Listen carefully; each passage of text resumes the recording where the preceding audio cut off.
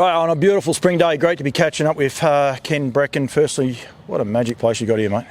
Yeah, look, it's fantastic. To think 2 years ago there was nothing here, so we were fortunate enough to build this last year. It went like clockwork, and we moved in, our draft moved in November of last year, so it's basically 12 months since it was completed. But gee, it's changed Breckon Farms for sure. It has, and I'm going to talk about your paddocks and everything else along there as well. But I spoke to Philly just before, and the fillies and the boys are starting to come in, starting to get ready. It's their second time around, and I said, "Are you excited?" And she said yes, because knew how it worked last year, knew what you were able to prepare and produce at the sales, and she's very excited about it. Yeah, look, the difference having the stables now, we've been able to bring them in a lot earlier, so they're really accustomed at a very young age of being stabled or being boxed. And we were very lucky, of course. We have 2 barns, 24 for the girls and 24 for the boys, so they're amongst their own sex and they're very happy. I mean, you know what horses are like, they like to be able to see each other, so this complex allows that, so the horses are very, very happy. The rest of the property, I've put up a few photos before this interview. I was lucky, I've got some other stuff coming up, getting some stuff in the can, if you like. Just sensational on a day like today. It's just stunning.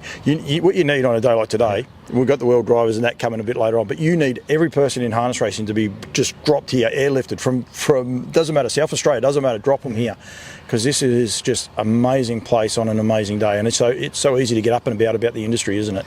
Yeah, look, it is, and we're very fortunate again. We have plenty of water here, so you only have to look behind us to see how green it is. But albeit it's early summer, but we have an abundance of water, and I think again the rolling land sets it off. We've got some beautiful mountains in the background, Mount Pirongia, and look, it is a wonderful setup, and look, we welcome all and everyone with open arms here to visit us any time of the year. We'd love to showcase it.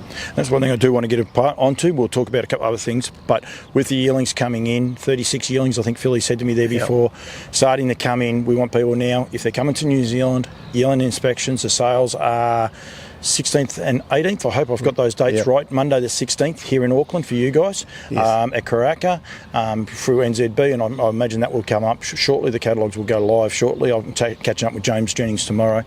But we want people to have a holiday in New Zealand to come here. It's a 1 hour drive. I've done it twice today already. It's a 1 hour drive from Auckland, and it's a simple drive, and come and have a look at these horses and put them on your radar, and be aware that they are starting to come in now ready for the sale series.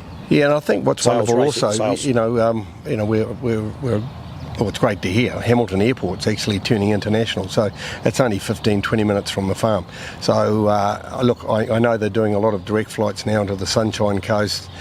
There's talk of obviously the bigger cities over there. So I don't think it'll be it won't be long before people from Australia will be able to fly direct into Hamilton. Wow, there'll be no excuse for you not turning up, will there? No excuse. No excuse for you to be late. To forget your camera and have to drive back to Karaka. I was actually earlier, just left something behind. Left half his gear. I mean, what cameraman would leave all his gear away, half of it? There we go. We can talk about the Barley Belly in a minute, but we won't go. We'll leave that one out of it. Well, I'm away for different reasons. Your draft, are you excited about it this year? Yeah, very excited. Again, some outstanding colts. A lot of very, very good fillies. Fillies that perhaps we wouldn't like to let go normally, but we have the families covered, and what we'd love to see obviously is them go to good farms or good homes, and other trainers can make our families as we try ourselves. The Australian influence has happened, and talking to Nigel just said before, and well, it might have been you, one of you, Shane Sanderson, he's already been on the phone. He's had great success so far, but he just loves the Breckon experience, if you like, being part of the Breckon family. And we want more Australians to come across here. Lukey McCarthy with Kings of Swing, Mick Harvey, he'll be over here. Harness Link, he'll be over here soon. Yeah, Mick's always trying to buy a couple. Yeah. But we want more to come and enjoy it and understand what it's about. But not only that, kettle horse, it goes on for a lifetime. Yeah, no, for sure. Yeah, and Te Awamutu was the horse he bought. Yes. And he's had quite a bit of success. I was over there and fortunate enough to see it run third in the slot race over there. So massive run. It was a massive naughty run. boy, but massive run. Yeah, and hopefully he can hang on to the crown jewels, because he looks to be a very, very special horse in the making. Yeah, I think Shane's got a soft spot for him, so that's always good. But it definitely does help. The breed, Breckon brand. Are you happy with how things are progressing? Are you ahead of where you'd like yourself and Karen would have liked to have been? Yeah, look, the only mishap we had this year, and fellow breeders will understand this, we paid a lot of money for Millwood Nike, and sadly she lost a foal, and I think she was 7 months in when we lost it, so that was a bit of a kick, but you got to get back up off the canvas and try again. But look, I think we've got something like 15 or 20 now Group 1 winners on the farm, so it's where we want to be. We're sort of breeding to that top end, so we've got to continue, and it's the thing that I struggle with is just culling from the bottom, and then replacing them with Group 1 winners. Yeah, horses like Ribera, flagship for you at the minute in the pacing ranks. Bet and Win, arguably New Zealand's best trotter, if not his best trotter on the up. I mean, his CV is just outstanding, and he's thereabouts. But you can't say nothing against Muscle Mountain and those horses. But you've got both hats, if you like, the trotters and the paces. You understand the industry. You understand how the industry's got to grow, don't you? Yeah, and look, I think we've, if we look at the trotters, we've probably got the most exciting young trotter in New Zealand. Meant to be. Yeah, meant to be. So, he's going to be strutting his stuff against the good Australian horses. The two very good fillies are coming across for the slot race. So, and I think that's great. I mean, Trans-Tasman rivalry is very, very good, and it sorts out the boys from the girls. And what I love about it, of course, it brings a lot of Australians across the ditch. And Cup Week, I think there will be an outstanding crowd there and a lot of visitors from abroad. So it's great for the game. Do you pinch yourself just with Meant to Be?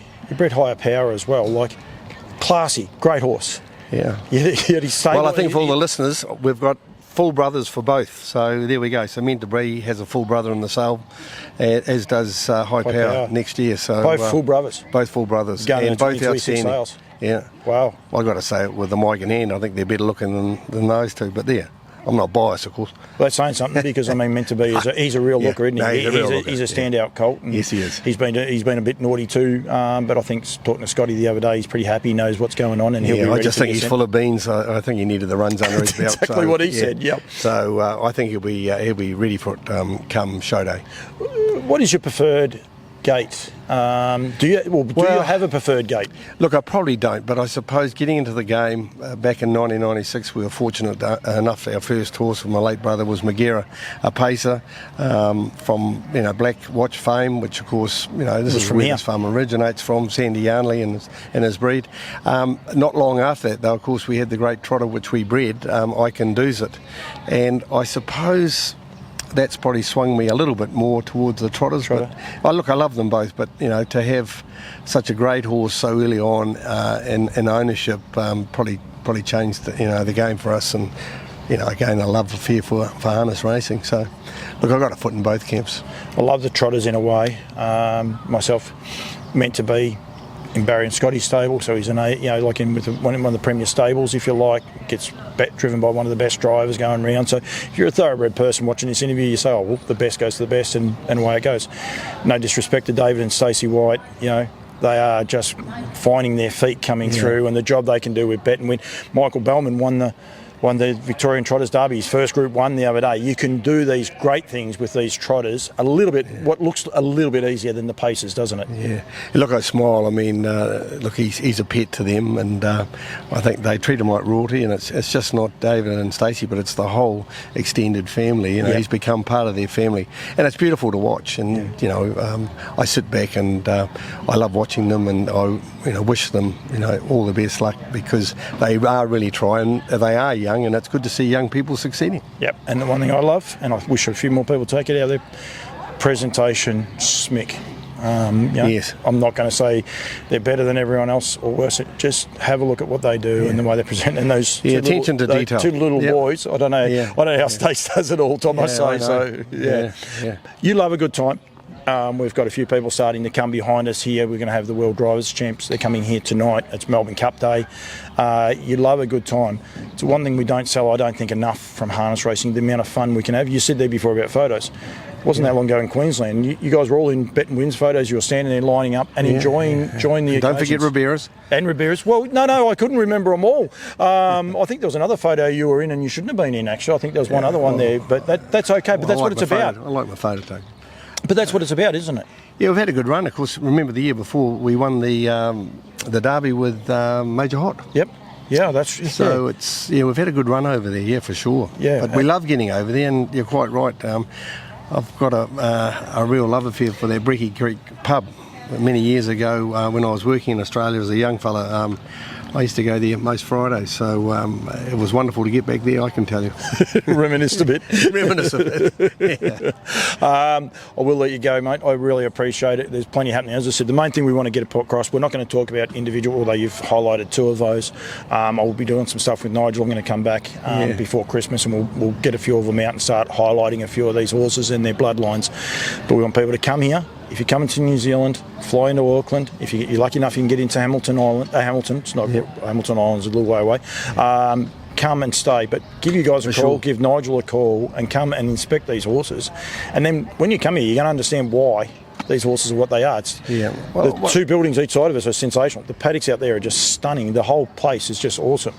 Yeah, look, I think for the listeners, you've got to appreciate, and most of you will understand what I'm going to say next, but the change in the horses, we bring them in very early, but the change from a horse from November, say, or mid-October, we've already had a few people here, and then come sales times in February is a massive change. So we do find a lot of them, dare I say, the better trainers do like to see them early and see them change and develop. I don't want names, I can rattle off a few in Australia, but it is the better guys definitely do it. There are other people that are doing it. I didn't want to say that, but... No, and hats off to those guys. These other guys that are doing it, trying to learn and understand. Yeah. And that's the thing, they're not wasting your time if they come here. Don't feel you're wasting your time, even if you can't afford one, and that start learning, because hopefully in 2 or 3 years' time, they're the pin-up trainers, and that's what we want. Look, I don't mind saying, because, you mentioned David White. Well, he actually flew up early last year because, obviously the success he was having with Bet and Win. But also, young Matty White here in Auckland, he came up. Hayden Cullen came up. Guys that we wouldn't traditionally see early have learned the importance of coming and looking at these horses, younger horses. And I think those three guys are perfect examples of people that, 3-4 years ago, they said, we're going to Breckon Farms to look at yearlings. People probably say, you're joking. Right now, they'd be saying, when are we going? Yeah. Because I forgot to mention Regan Todd, he'll be in a power. Reggie, you can't forget Reggie. So Reggie's been here as well. So they came up, but they are, they are our trainers, of the future. So, they're doing the right thing. Yep. So if you're watching this, please get out there and get involved in it. Mate, I'll let you go. Wonderful. The cocktail machine's are up and going. I really appreciate your hospitality. The World Drivers... We do love a party, mate. We're starting hard. The World Drivers are going to be in for a shock tonight when they rock up eventually. We've got a Frenchman and we've got an Italian on the machines over there, mixing the cocktails. I think he's a French and Italian. I think the other guy, we've got a little bit of everything happening. Don't you worry about that. And I bought beer to cover most of them. We've got Budweiser. We've got you got water for me. So we're all good. Water for you, mate. We've got everything pretty covered. Thanks, mate. Thank you very much. Thanks, Paul. See ya.